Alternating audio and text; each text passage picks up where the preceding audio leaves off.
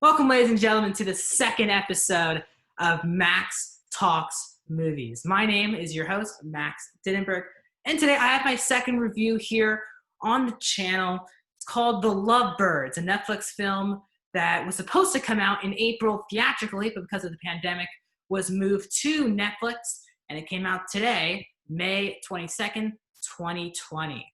So before I get into my thoughts, comment, and subscribe to the YouTube channel and leave your thoughts. Did you like The Lovebirds? And have you not seen Lovebirds yet? Are you excited to see The Lovebirds? Tell me that in the comments section below. So now let's get into The Lovebirds, directed by Michael Showalter, who directed The Big Sick. He reunites with Kumail Nanjiani, and now the addition of Issa Rae. And the film's about there are a couple experiencing a defining moment in their relationship when they're embroiled in a murder mystery.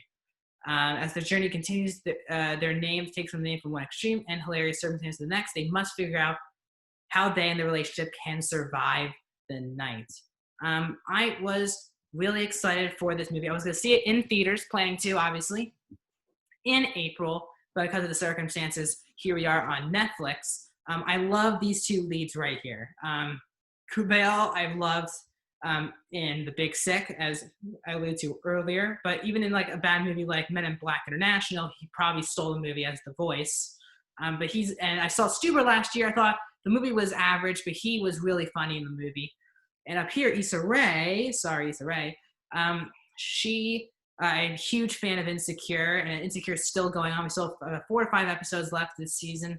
So I love Issa Rae and Insecure. And then I saw her in a movie earlier this year with Lakeith Stanfield, a romantic movie called The Photograph. And I gave it a 3 out of 5 stars. I thought it was just fine.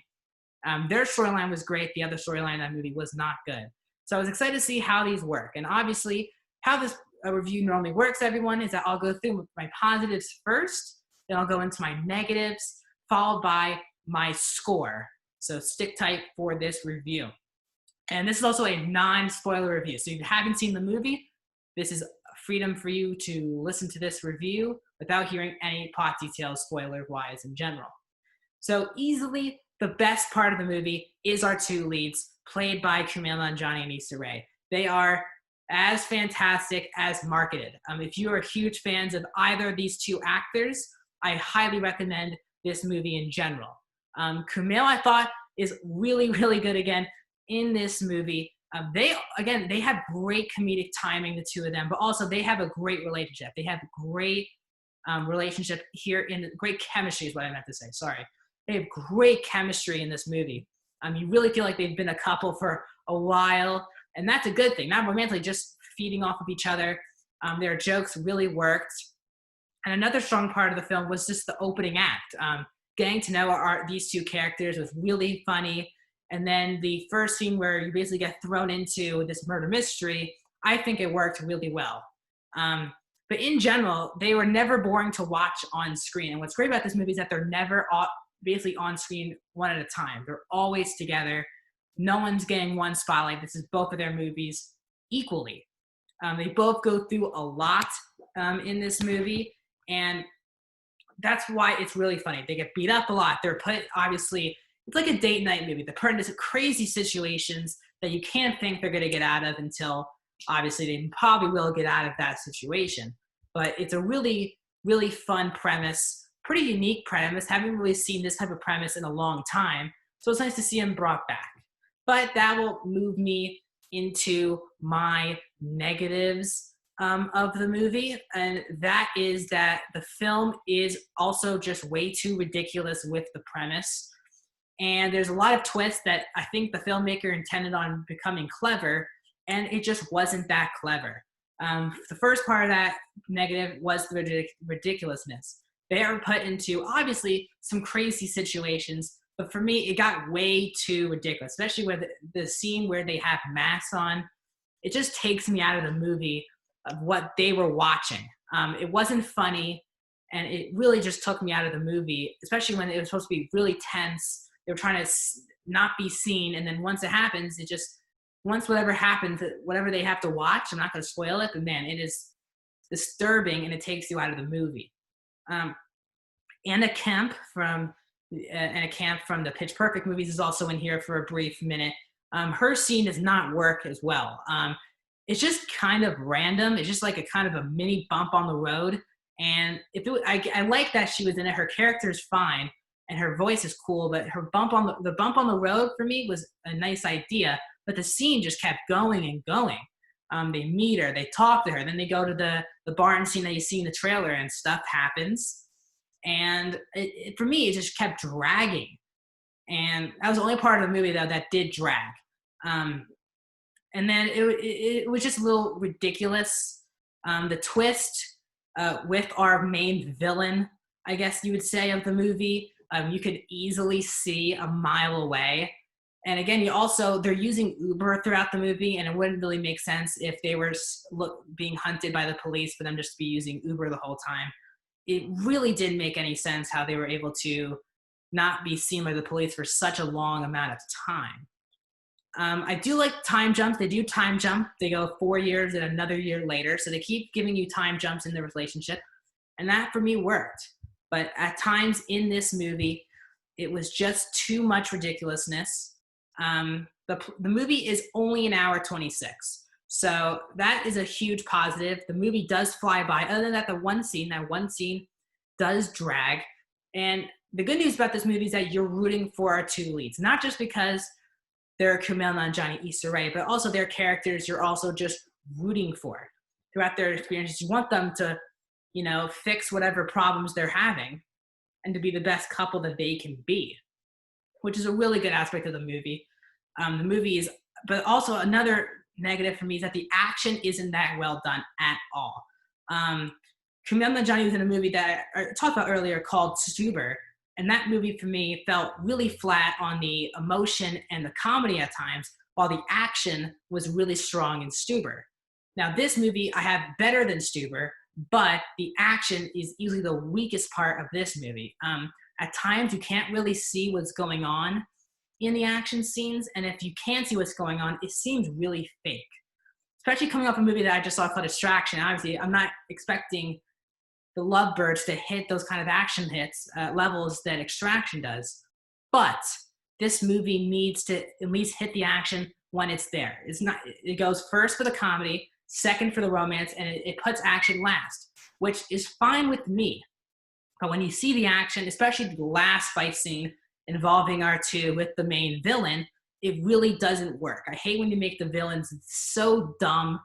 And that's obviously, I'm not going to get into who the villain is and who he's working for, but you could kind of pick that to pieces really on the opening scene that you see him in, and that was really disappointing. The movie is obviously going to be predictable. It's the Lovebirds.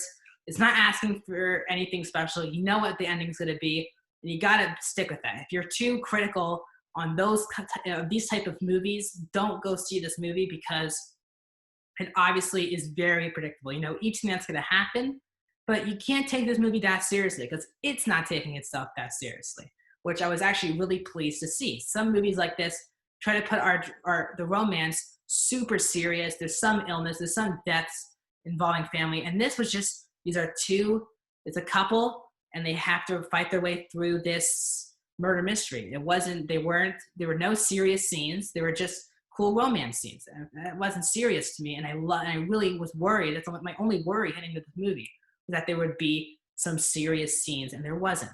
So overall, ladies and gentlemen, I gave this movie a 3 out of 5 stars, a 63%. 63% is where I'm going to stick. I gave The Photograph a 59%. So if you're an Issa Rae fan and you thought, like me, The Photograph was okay, this was better than The Photograph, but not by a lot. As I said earlier, in both these movies, The Photograph and this, our two leads are great. Issa Rae has great romance with both Lakeith Stanfield in The Photograph, and she probably has a better romance in this movie with Kumail Nanjiani. I'm really excited to see what these two actors continue to do, but I was disappointed because this was the director of The Big Sick, and obviously this is a very different movie from The Big Sick, but the action was not handled well by our director, Michael Showalter, and it does hurt the film, especially when you get towards the big third act.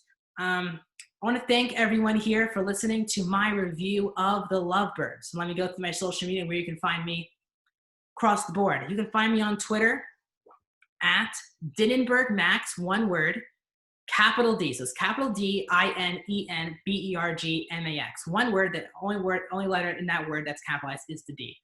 On Instagram and Letterboxd, you can find me one word, Max Dinenberg. I'd love to see some DMs. If you have thoughts on this movie, like it, dislike it, DM me. I'll be able to take your questions as well.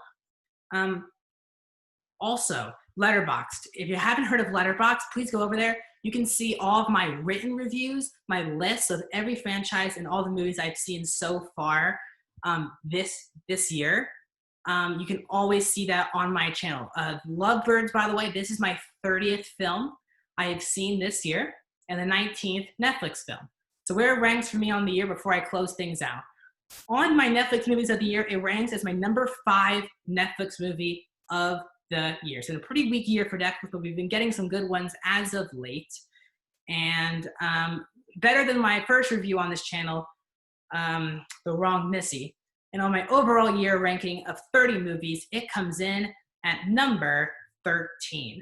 So that should tell you, I will recommend this movie, especially if you are fans of either Issa Rae or Kumail Nanjiani. Please go see this movie. If you're not, I'm not sure you're going to be into all the jokes that happen.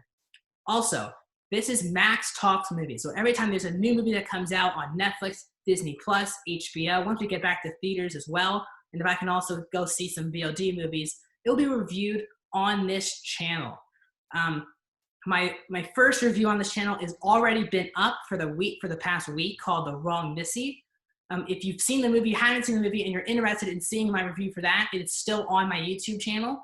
Find me on YouTube at Max Dinenberg, space MAX, space DINENBERG. The M and the D, first letters of the 2 words, are capitalized. Subscribe, like, comment. Give me your thoughts down below. What are your overall thoughts of The Lovebirds? Do you agree with my take? Do you love this movie or do you hate this movie? Or are you with me? I'm kind of in the middle with this movie. Tell me all your thoughts down below, and I'll see you next time.